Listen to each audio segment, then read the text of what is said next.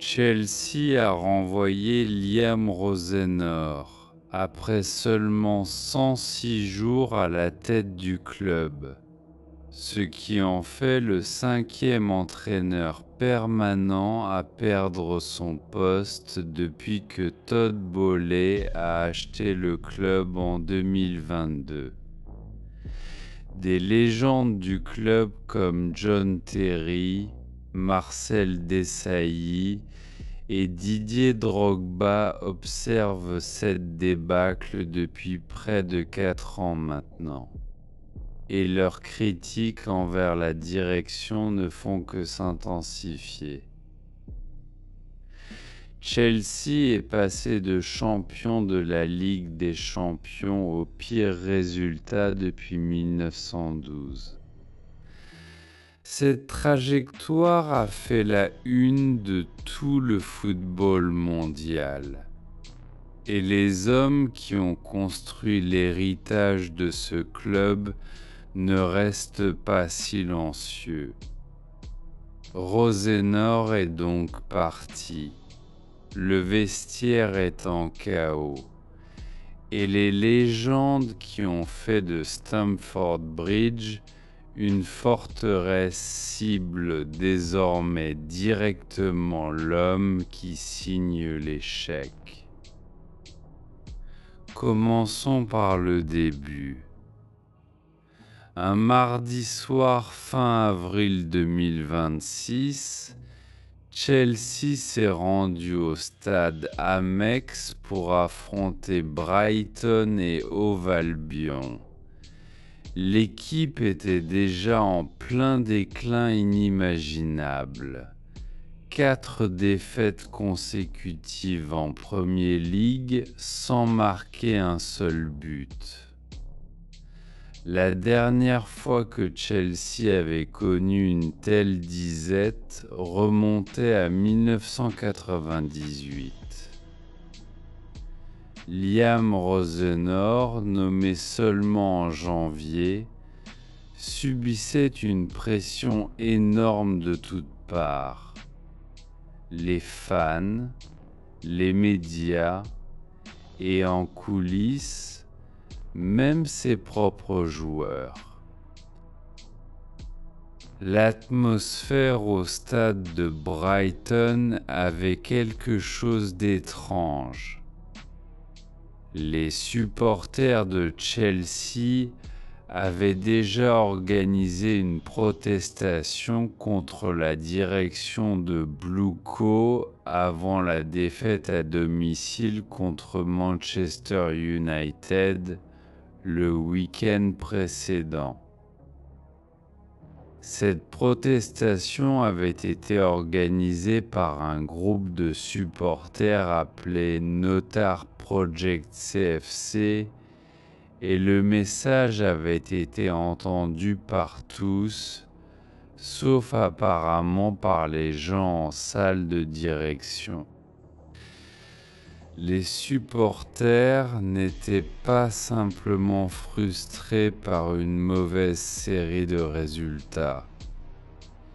Ils étaient épuisés par près de 4 ans de promesses non tenues, d'instabilité managériale et de dépenses insensées qui avaient produit une équipe incapable d'enchaîner 2 passes, encore moins de gagner des matchs. Rosenor, il faut lui rendre justice, avait tenté de garder le moral avant le match contre Brighton. Il avait parlé des figures légendaires de Chelsea comme référence.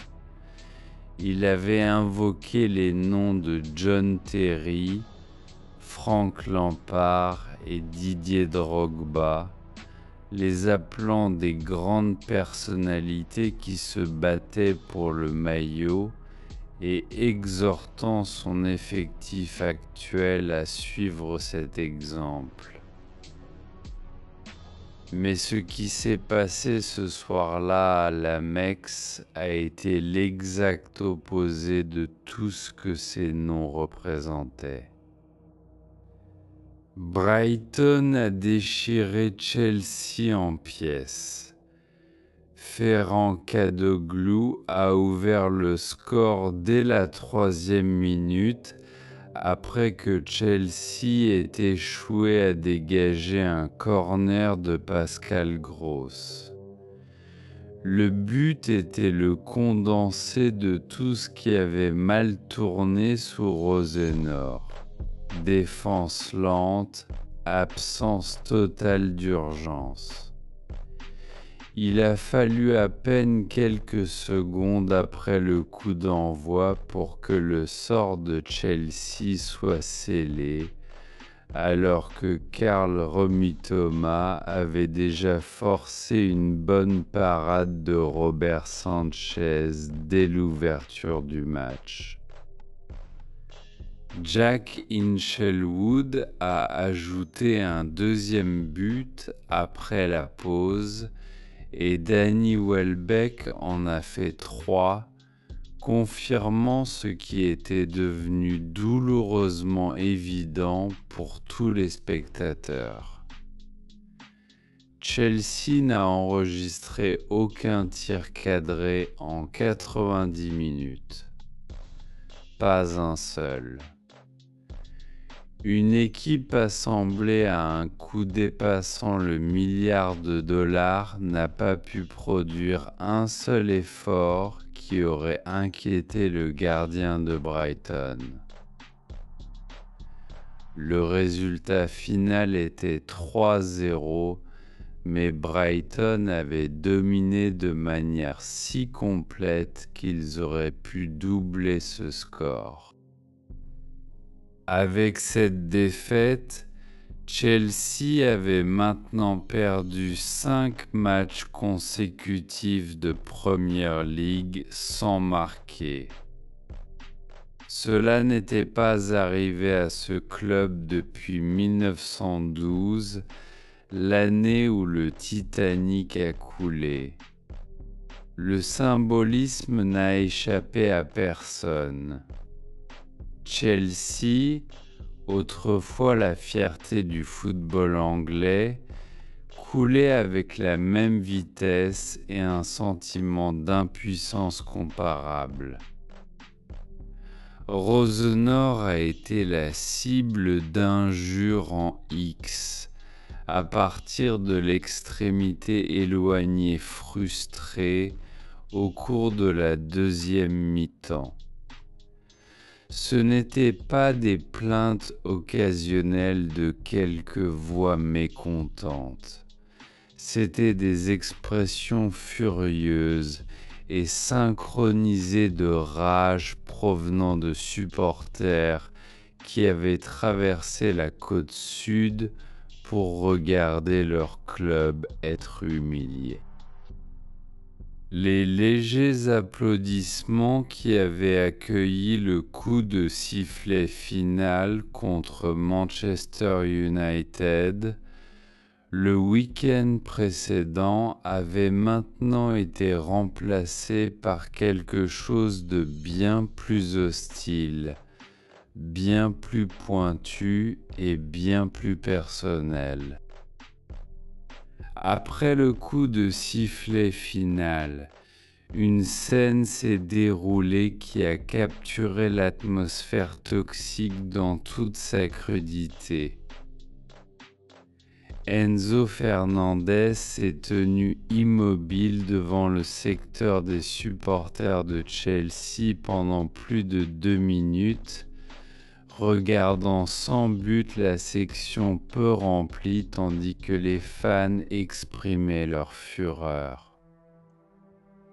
Le vainqueur de la Coupe du Monde argentin, un joueur pour lequel Chelsea avait payé un record britannique de 105 millions, s'est tenu là comme s'il ne savait pas quoi faire.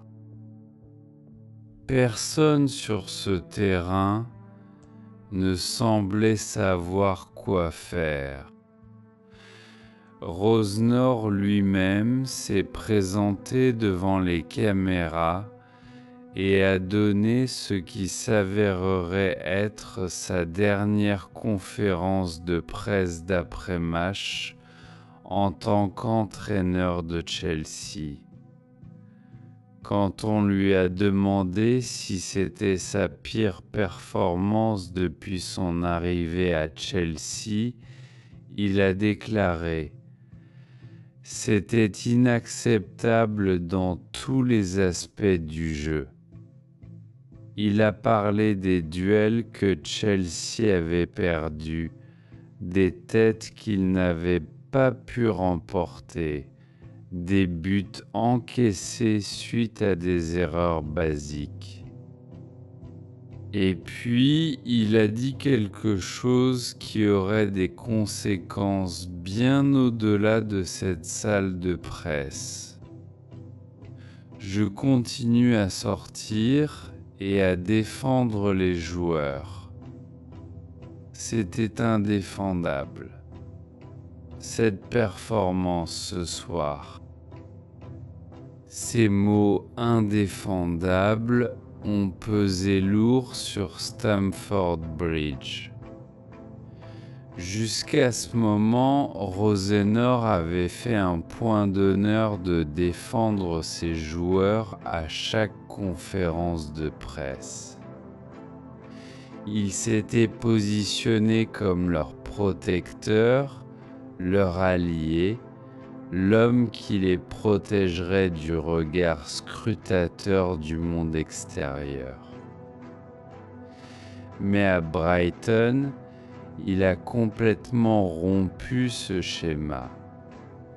Il a braqué les projecteurs vers l'intérieur, pointant du doigt les mêmes personnes qu'il avait été occupé à protéger. La réaction de l'intérieur du vestiaire a été immédiate et révélatrice. Trevin Chalobah a publiquement contesté les accusations de Rosenor concernant un manque d'effort. La fracture entre l'entraîneur et les joueurs, qui couvait depuis des semaines, a éclaté au grand jour pour que tous la voient. Ce n'était plus une question de tactique, de formation ou même de résultat. C'était l'effondrement total de la confiance entre l'homme sur le banc et les hommes sur le terrain. Le lendemain matin, les rouages de l'inévitable ont commencé à tourner. La hiérarchie de Chelsea a convoqué une réunion d'urgence pour discuter de l'avenir de Rosenor. Les joueurs ont eu une journée de repos, tandis que les hauts responsables du club se réunissaient pour décider de ce que tous soupçonnaient déjà d'être une conclusion réglementée. Des sources ont indiqué à ESPN que la hiérarchie avait discuté de l'avenir du 41e d'âge mercredi avant d'informer les joueurs et le personnel de sa décision. L'annonce est venue, Chelsea Football Club a aujourd'hui mis fin à son engagement avec l'entraîneur-chef Liam Rosenor. Et c'est tout. Un autre entraîneur était parti, Callum McFarland, ancien entraîneur de l'équipe U21 du club, a été nommé entraîneur intérimaire jusqu'à la fin de la saison, le même rôle qu'il avait occupé quand Enzo Moresca a été renvoyé en janvier. La déclaration du club a indiqué que la décision n'avait pas été prise à la légère, mais que les résultats et les performances récents avaient chuté en dessous des normes requises. En langage corporatif, cela signifiait que nous renvoyions un homme que nous avons embauché il y a moins de 4 mois parce que la situation est devenue intenable. La déclaration a également indiqué que le club entreprendrait un processus d'autoréflexion pour faire le bon choix d'entraîneur à long terme. Autoréflexion. Cette phrase s'est démarquée car l'autoréflexion impliquait que quelqu'un, quelque part à Chelsea, était disposé à regarder vers l'intérieur et à admettre que les problèmes à Stamford Bridge s'étendaient bien au-delà de tout entraîneur unique.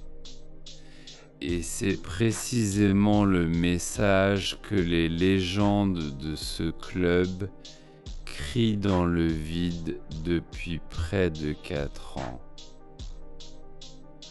Rosenor est devenu le 5e entraîneur permanent à perdre son poste depuis que les propriétaires américains, Clear Lake Capital et Todd Boehly ont acheté le club en 2022. 5 entraîneurs en moins de 4 ans. La liste ressemble à un conte édifiant sur ce qui se passe quand des gens ayant plus d'argent que de connaissances en football tentent de diriger l'un des plus grands clubs de la planète. Thomas Tuchel a été renvoyé en septembre 2022. Graham Potter a été licencié en avril 2023. Frank Lampard a eu un bref et désastreux passage intérimaire. Mauricio Pochettino a été poussé vers la sortie.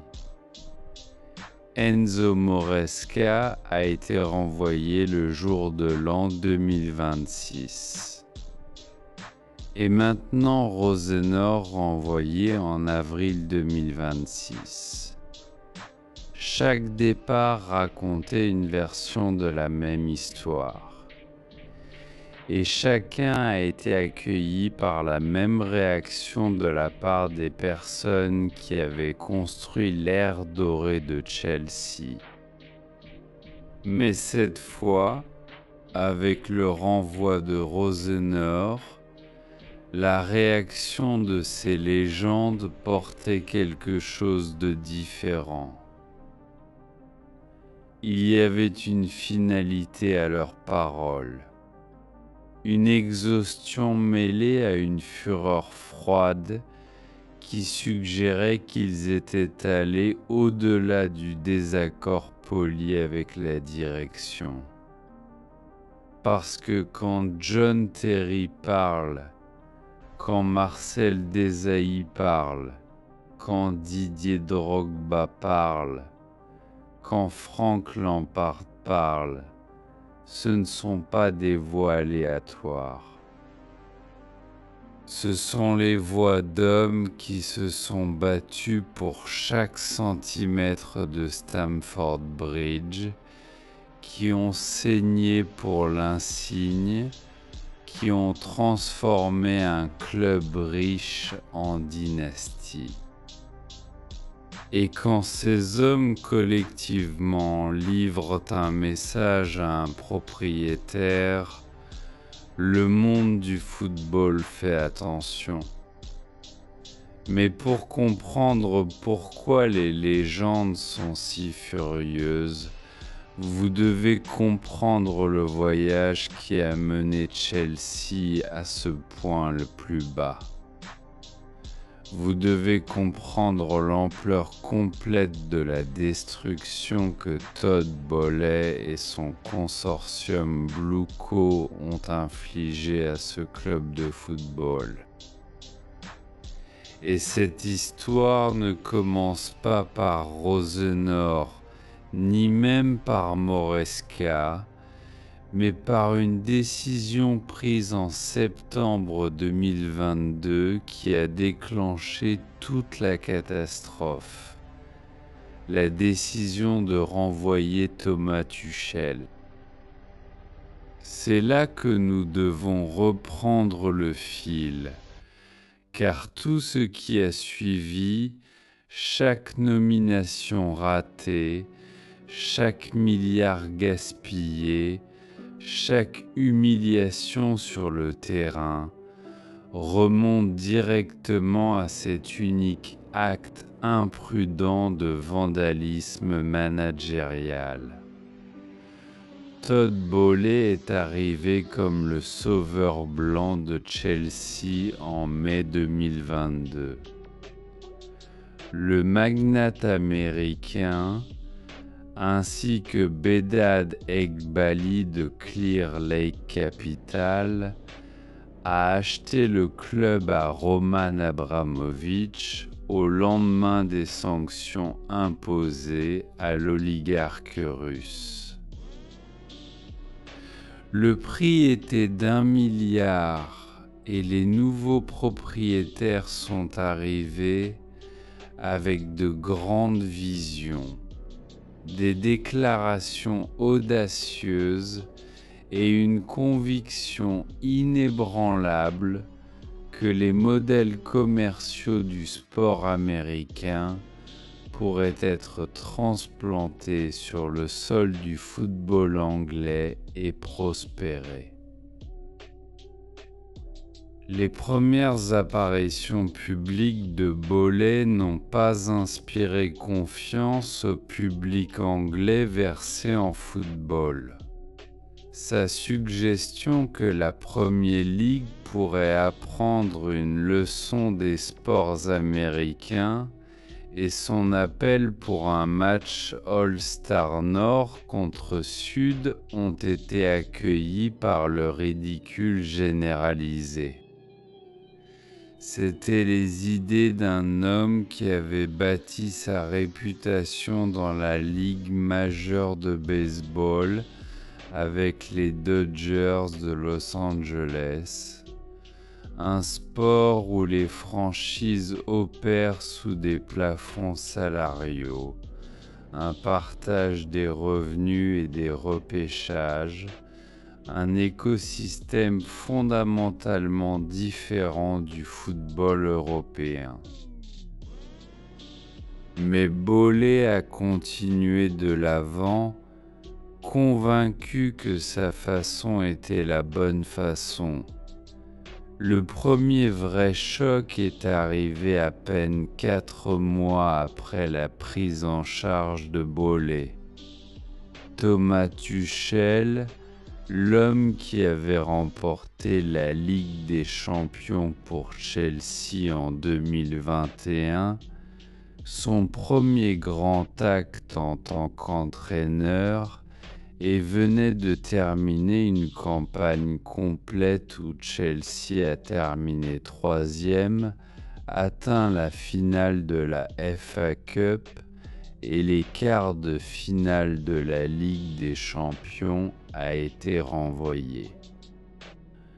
La raison officielle était une rupture dans la relation entre Tuchel et la nouvelle direction. Mais la vraie raison était plus simple. Tuchel n'était pas un homme qui disait oui à tout. Et c'est le fil qui relie chaque renvoi d'entraîneur sous la garde de Blue Co. Ils avaient un entraîneur expérimenté en Tuchel qui s'opposait et a été renvoyé.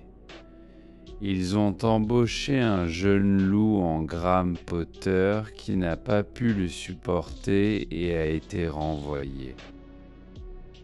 Ils ont embauché un entraîneur expérimenté en Pochettino qui s'est heurté à la direction et a été renvoyé.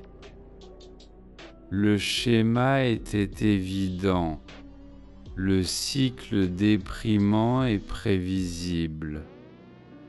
Ce que Bluko voulait n'était pas un entraîneur de football.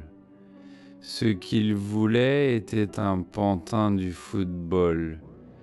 La nomination de Potter a duré 31 matchs, au cours desquels l'effectif gonflait du club. Le résultat direct des dépenses maniaques de Bollé s'est avéré être un défi impossible à gérer. L'effectif dilaté était l'un des principaux contributeurs à la chute de Potter. Vint ensuite le bref retour intérimaire de Lampard, qui a vu 11 matchs, une victoire et 8 défaites. Puis Pochettino, qui s'est heurté à la hiérarchie sur le recrutement et la gestion de l'effectif avant d'être montré à la porte. Les dépenses au cours de cette période ont été stupéfiantes. Environ 1,5 milliard de livres ont été investis depuis la reprise de Bollé. Pourtant, le club est passé de 3e place sous Tuchel en 2021-22 à 6e ou pire en 2025-26. La descente n'a pas été graduelle. Elle a été précipitée. De l'argent était brûlé à la vue de tous. Pourtant, les personnes qui allumaient les allumettes continuaient à insister sur le fait que le plan fonctionnait. Les diplômés de l'académie, le sang vital de l'identité de Chelsea et la source de leur comptabilité des profits purs, ont été vendus un par un.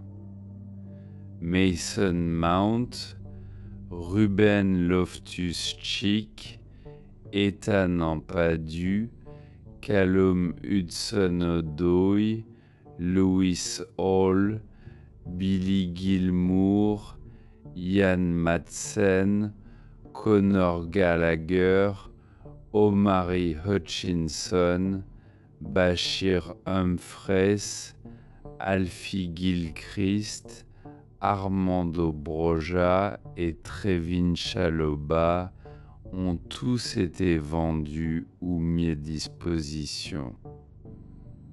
C'étaient des joueurs qui avaient grandi à Chelsea, qui aimaient le club de football, qui portaient l'ADN de Chelsea dans leurs os.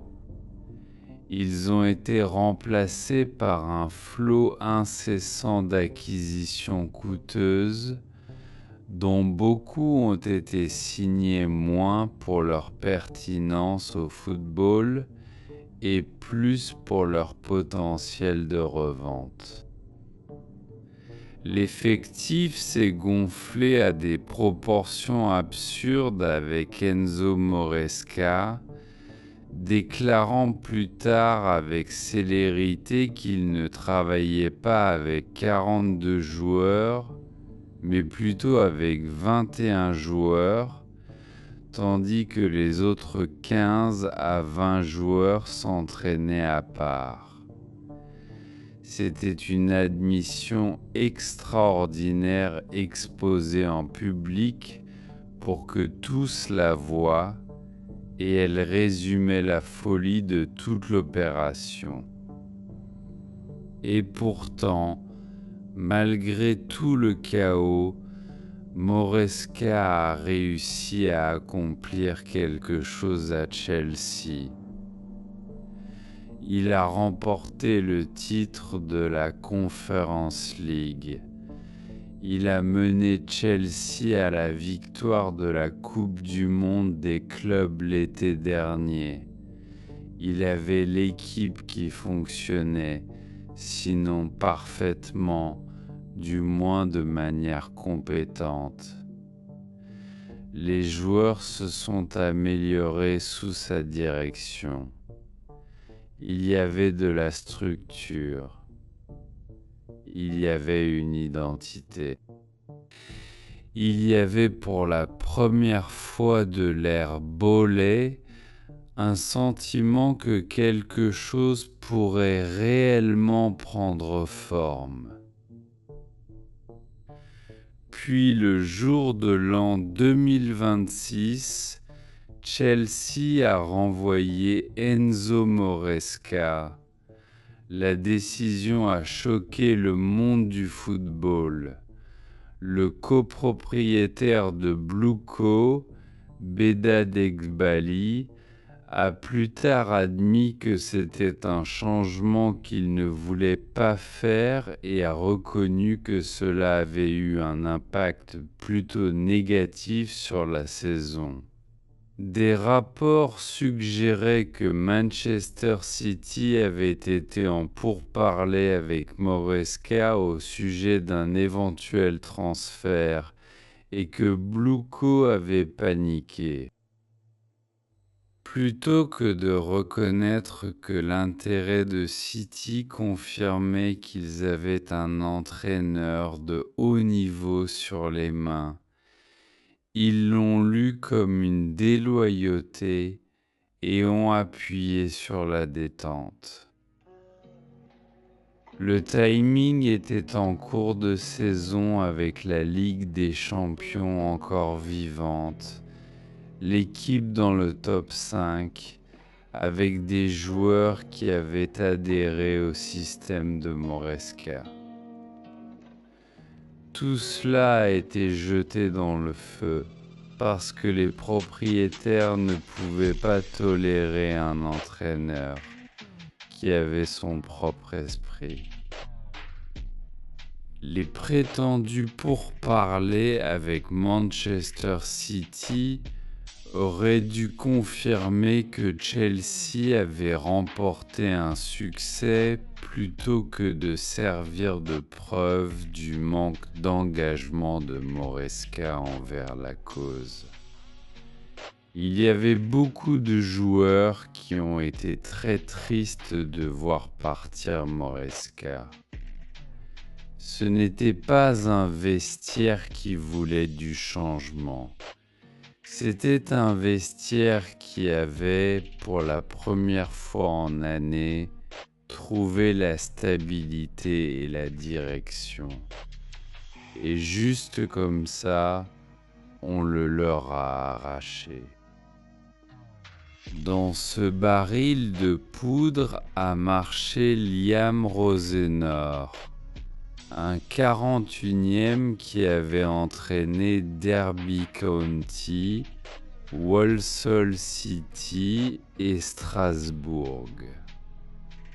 Il a rejoint Chelsea de leur club partenaire Strasbourg où il avait remporté 51 de 63 matchs, un record impressionnant en Ligue 1. Mais Strasbourg et Chelsea existent dans des univers de football entièrement différents. Entraîner en Ligue 1 avec un projet club est une chose. Prendre charge d'une équipe d'1 milliard de dollars dans la Ligue la plus compétitive du monde en cours de saison, avec un vestiaire divisé. C'était quelque chose d'entièrement différent. Rosenor a signé un contrat de 5 ans avec Chelsea, prétendument d'une valeur de 4 millions de livres par saison.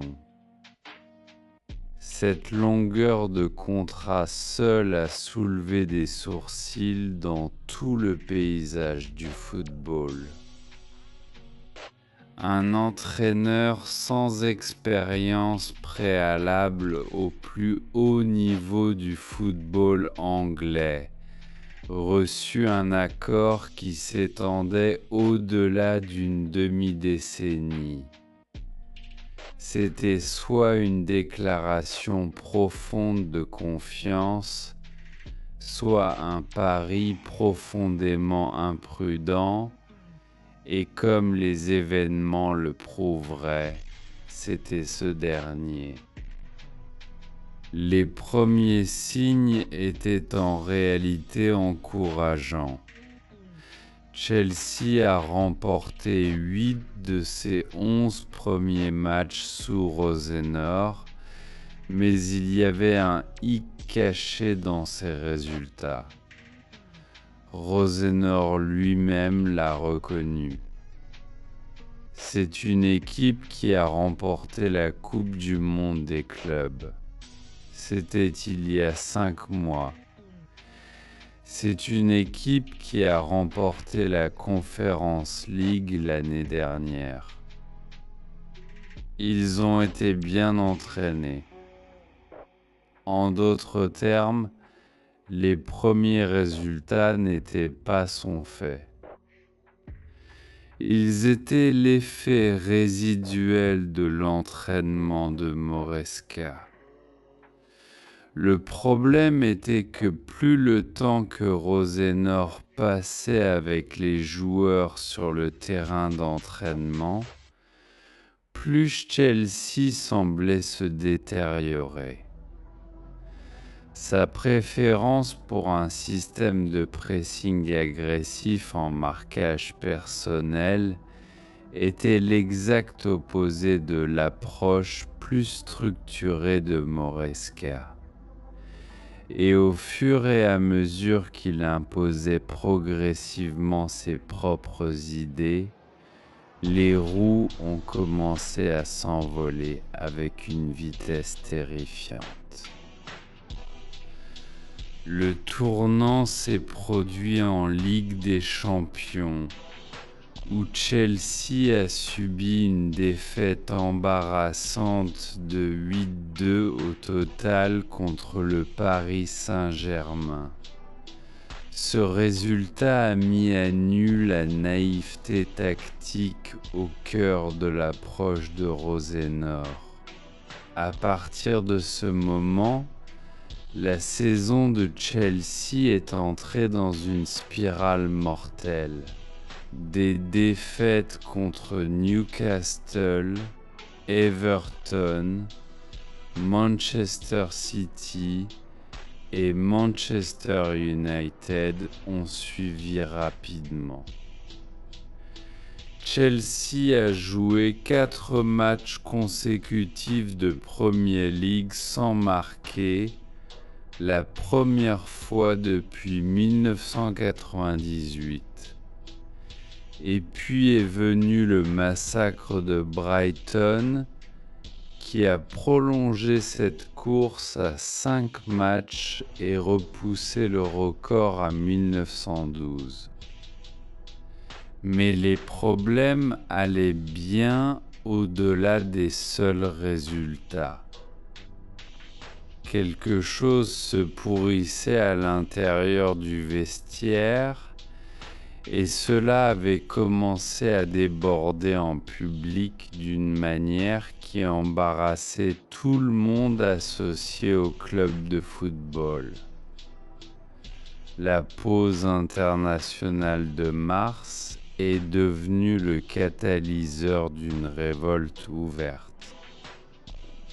Enzo Fernandez a utilisé la pause pour faire un appel du Viens et attrape-moi à destination du Real Madrid, en disant qu'il aimait vraiment Madrid parce que ça me rappelle beaucoup Buenos Aires. Il a également déclaré publiquement qu'il ne comprenait pas pourquoi Enzo Moresca avait été renvoyé. Un défi direct à l'autorité à la fois du propriétaire et du nouvel entraîneur.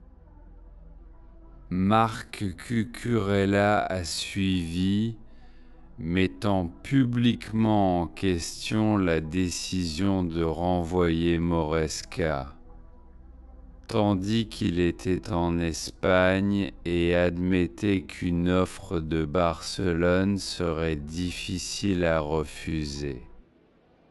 Deux des joueurs les plus importants de Chelsea, tous deux qui avaient prospéré sous Moresca, exprimaient ouvertement leur mécontentement à l'égard de la direction du club. Le manque de respect envers Rosnor était évident. Rosnor a réagi en bannissant Fernandez pour 2 matchs pour avoir dépassé les limites. La décision a été soutenue par les propriétaires Bowley et Eghbali. Selon David Ornstein, c'était un appel courageux, le genre d'action décisive qui aurait pu lui gagner le respect d'un groupe de joueurs différents. Mais ce vestiaire de Chelsea ne s'intéressait pas à être discipliné par un entraîneur en qui il ne croyait pas.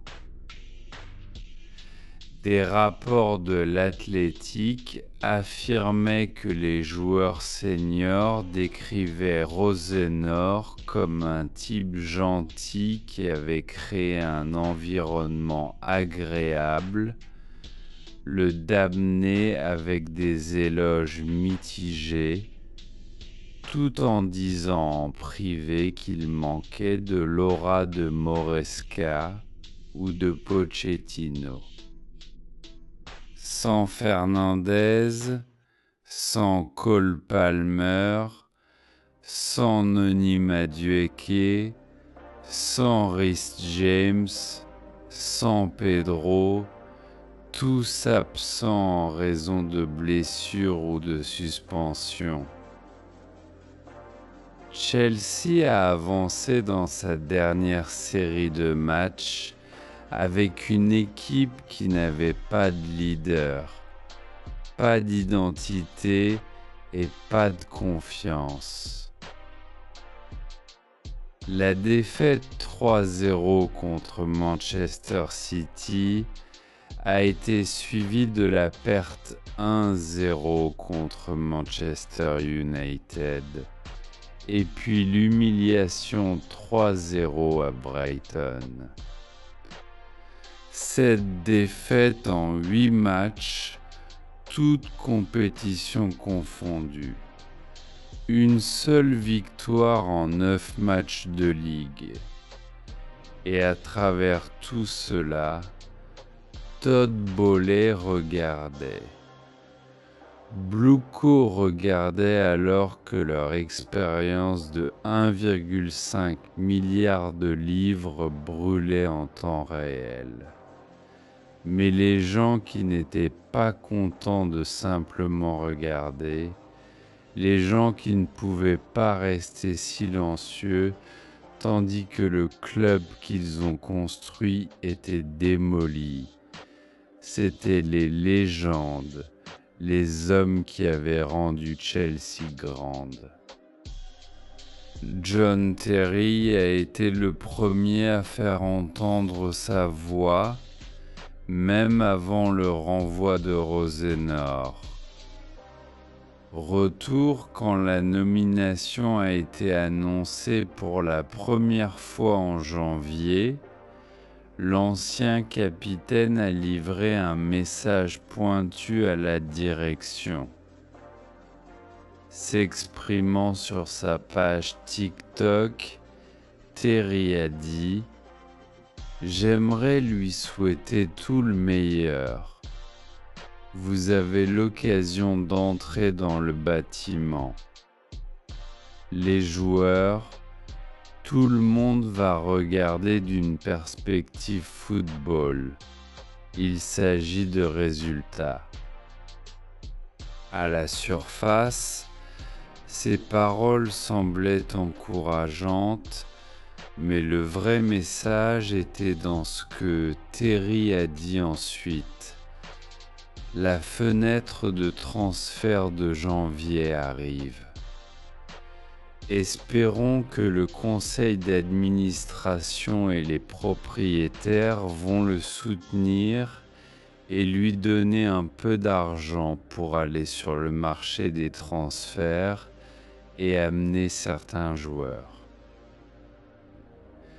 Terry disait à Bowley, en termes aussi polis que possible, « Vous avez mis cet homme en position d'échec à moins que vous lui donniez ce dont il a besoin. » C'était un avertissement déguisé en souhait de bonne chance, et cela s'est avéré prémonitoire, parce que Rosenor n'a pas reçu les renforts dont il avait besoin, et les conséquences étaient exactement ce que Terry avait prédit. Le message de Terry portait le poids d'un homme qui avait capitaine Chelsea pendant plus d'une décennie, qui avait levé la Ligue des Champions, qui avait remporté 5 titres de Premier League, qui avait défini ce que signifiait diriger à Stamford Bridge. Quand John Terry dit à un propriétaire de soutenir un entraîneur, ce n'est pas une suggestion. C'est la sagesse accumulée de quelqu'un qui sait exactement ce qui est nécessaire pour réussir dans ce club de football. Et qui peut voir avec une clarté douloureuse que les intendants actuels du club ne possèdent pas cette compréhension. Marcel Desailly, l'ancien capitaine du club gagneur de la Coupe du Monde, a adopté une approche différente. Plutôt que de diriger son message à la direction, il a abordé la nature fondamentale de l'équipe qui avait été assemblée. S'exprimant avec Sportsmol, Desailly a dit « Ils ont pris un pari. Vous amenez dans le système un coach qui n'a vraiment pas l'expérience du haut niveau. » L'analyse de Desailly a coupé au cœur de la question. Il a décrit le projet Chelsea sous Blueco comme un concept, pas un club de football. Un concept. Quand ils ont commencé avec Pochettino, ils ont dit « Écoutez, nous allons acheter les jeunes joueurs talentueux, même s'ils sont chers. » Il a expliqué que l'idée était de construire une jeune équipe qui pourrait être rentable à long terme tout en restant compétitive. Mais la réalité, comme l'a souligné Desailly, est que c'est super difficile pour un entraîneur car ils ne sont pas entourés de joueurs expérimentés.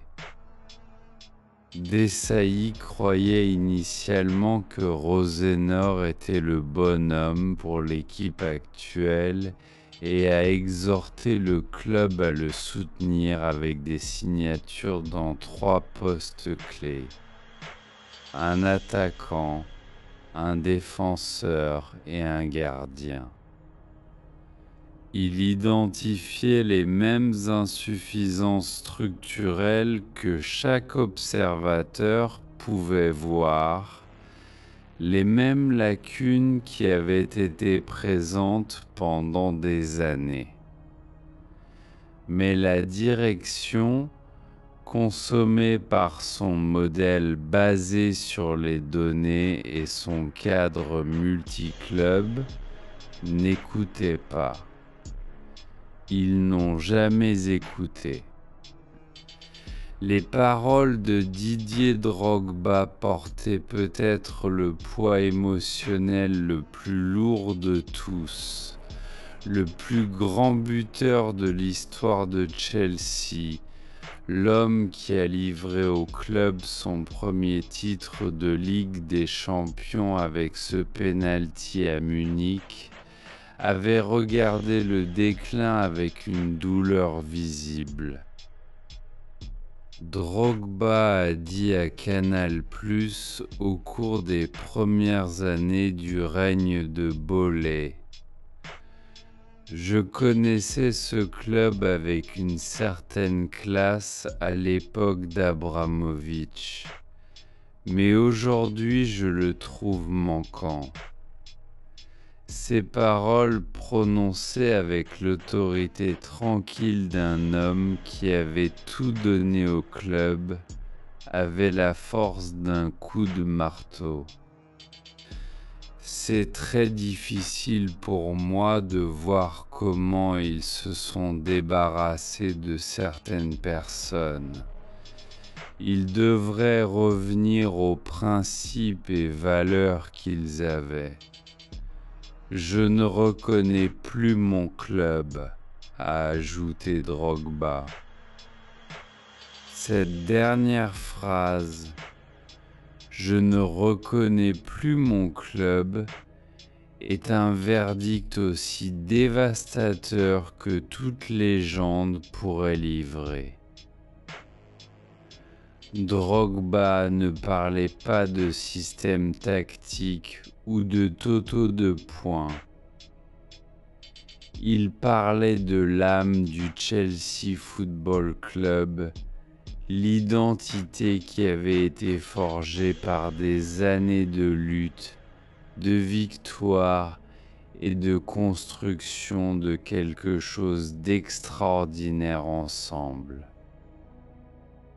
Pour un homme comme Drogba, qui incarnait l'esprit guerrier de Chelsea plus que tout joueur de l'ère moderne, dire qu'il ne reconnaissait plus le club, ce n'était pas une critique, c'était une oraison funèbre. Il pleurait quelque chose qu'il aimait, quelque chose qui lui avait été enlevé et à chaque supporter de Chelsea par des gens qui traitaient le club de football comme rien de plus qu'un élément de ligne sur une feuille de calcul de capital investissement. Franck Leboeuf, le défenseur français qui avait remporté la Coupe FA et la